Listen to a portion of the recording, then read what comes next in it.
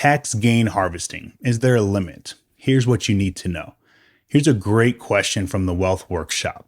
Tax loss harvesting has a limit. Does tax gain harvesting have a hard limit as well? So let's break it down. First, tax loss harvesting doesn't actually have a limit on how much you can harvest, but there is a limit on how much you can deduct against ordinary income.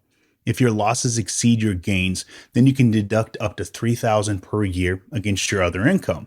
The good news, any remaining losses can be carried forward indefinitely to offset future gains or income.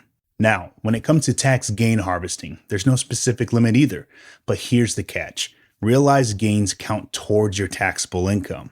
This matters because if your taxable income, including those gains, stays within the 0% capital gains tax bracket, you won't owe taxes on those gains.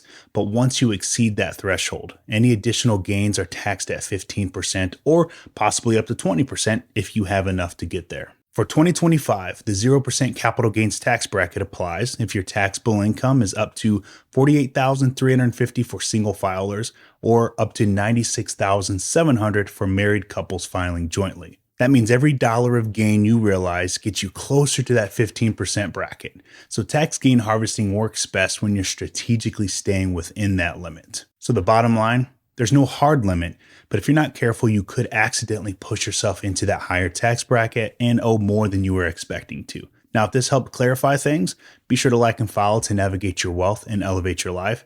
And if you got more tax questions, drop them in the comments below. I'd love to help.